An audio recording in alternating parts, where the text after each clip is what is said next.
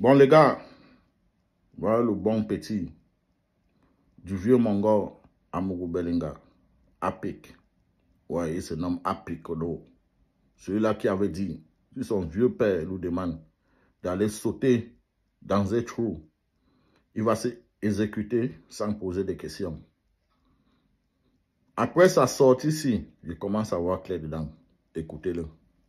On a eu le communiqué du ministre de l'eau et de l'énergie qui essaie d'expliquer que cela est dû notamment aux intempéries océaniques et tout ce qu'on essaie de nous expliquer, mais en fait, ce n'est pas ça le problème.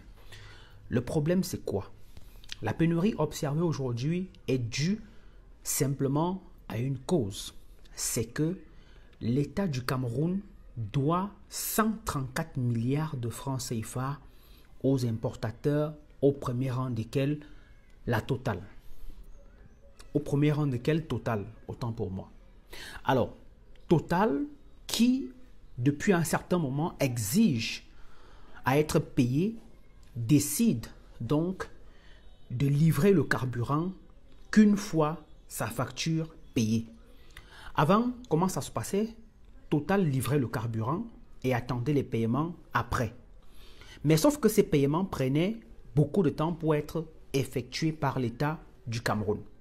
Et donc Total contraint aujourd'hui l'État du Cameroun à payer d'abord avant de livrer le carburant.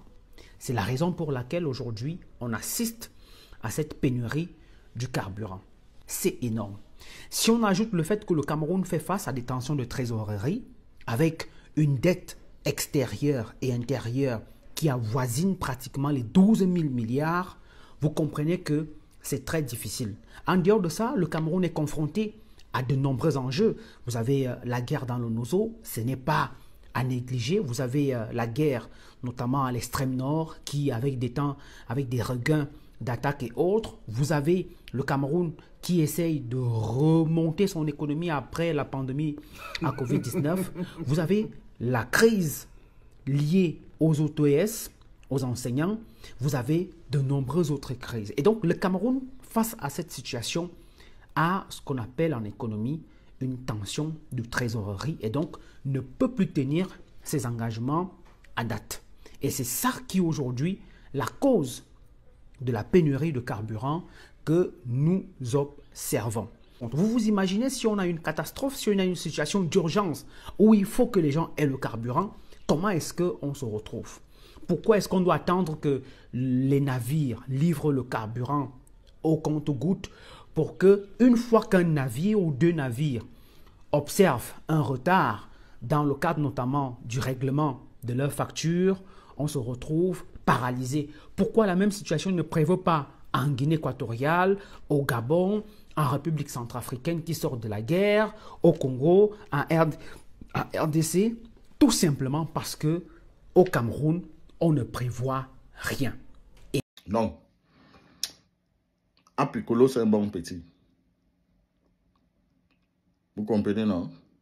Apicolo, c'est un bon petit à leur faire confiance. Lui-même, il avait dit, si mon patron me demande d'aller sauter dans un trou, je vais le faire sans réfléchir. Voilà ça que Apicolo vient de nous montrer. Et il a commencé comme ça. C'est le commencement de sautement dans le trou qui vient de commencer là. La guerre a été déclenchée. Maintenant, il faut casser les papos. Voilà pourquoi Apicolo s'habille en rouge. Ça casse ou bien ça passe. Je meurs pour mon patron. Ils ont fait un petit tentative d'évasion là. Ça n'a pas marché. Donc maintenant, c'est pour tout. Donc maintenant, tous les coups sont permis. Apicolo. C'est sûr que depuis ta sortie là, quand tu dors comme ça, même si c'est un mouche qui passe, tu sautes. Tu poses les questions, à ta femme. Ce n'est pas un Prado. Ce n'est pas un Prado. Tu n'as pas vu Gongo dedans ou bien Chantou. Oh, je n'ai pas dit les noms. Mais vous comprenez au moins. Il commence à voir clair dedans. Il commence vraiment à voir clair dedans. La mort du journaliste Martinez Ogo. Je pense que Martinez Ogo, on lui avait utilisé comme un scapegoat.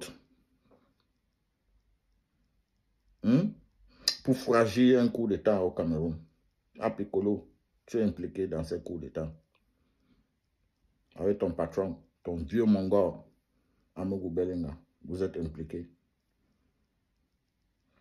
Mais mon petit, parfois à un certain niveau, il faut décevoir ton patron. Si tu aimes tes enfants et tu aimes ta famille. C'est moi l'anglophone qui te dit ça. Sinon, dans quelques jours là, on va seulement entendre que Apicolo est mort de l'accident. Ou bien Apicolo est mort de crise cardiaque. Ou bien un prado noir, un chat noir a pris Apicolo. Ah, je t'ai déjà dit, je t'ai déjà averti. Je t'ai déjà alerté. Parce que je vois clair dedans. Après ta sortie, si je commence à voir clair dedans. Parce que maintenant là, tu es dans un doute. Et ton patron t'a appelé. Que petit, il faut frapper fort maintenant. Frappe fort. Toi-même, tu as demandé à ton vieux père. Vieux père, tu ne vois pas que les gens vont me liquider. Ils vont envoyer un chat noir derrière moi. Dis petit, laisse ça. N'oublie pas ton passé. Tu avais dit, tu es prêt pour moi, même si c'est pour sauter dans un trou. Petit, il est l'heure de sauter dans le trou là pour moi. Apicolo maintenant, il a fait sa prière, il a parlé avec sa famille, il s'habille en rouge. Et en passant même, vous les Ivoiriens, vous avez compris, non? Ils sont entrés dans un live l'autre jour. Il y avait une femme camerounaise là-bas. Elle dit, Pobia les a donné les écoles et toutes ces choses. Mais par contre, Pobia n'était pas venu au Cameroun pour développer, mais pour payer les dettes. Les dettes du Cameroun. Et à l'heure là, nous sommes à 0 dette. Mais vous avez entendu ce que Apicolo a dit, non? 12 quelque chose, j'ai entendu ça.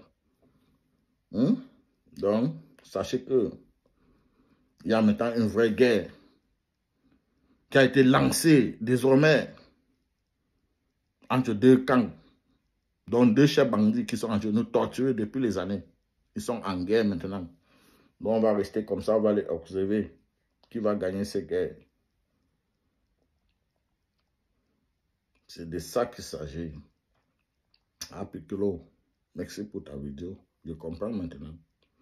Ça peut être qu'Amougou Belenga n'est pas coupable dans cette affaire. Mais c'est une question d'un coup d'État. Ça peut être ça. Il y a quelque chose dedans. Mais je pense que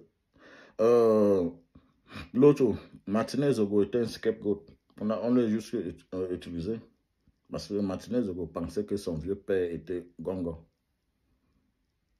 Mais Gongo a utilisé Martinez Zogo pour anéantir Amougou Belenga avec Laurent Isso. Ouais, c'est ça qu'il s'agit. Tout ce qui concerne le pouvoir, les êtres humains ne comptent rien. On les liquidait comme ça. On lui donnait des dossiers. Il a mis. Au même moment, là, il avait un petit bang-bang avec Amougou Belenga. Et comme Amougou Belenga, c'est quelqu'un que sa bouche ne reste pas. Que pour lui, ne reste pas dans son ventre. Il a commencé à parler comme c'était quelqu'un qui était orgueilleux. C'est comme ça qu'on l'a utilisé. On a liquidé l'autre et lui, il est parti en prison. Donc, toi, le petit Apicolo, si tu ne fais pas attention, Apic, si tu ne fais pas attention, sache que ce qui s'est passé avec Martinez Zogo là, tu risques de goûter ça. Et maintenant, on va encore mettre ça sur ton patron. Ah bon, attendez, salut. I don't say my own.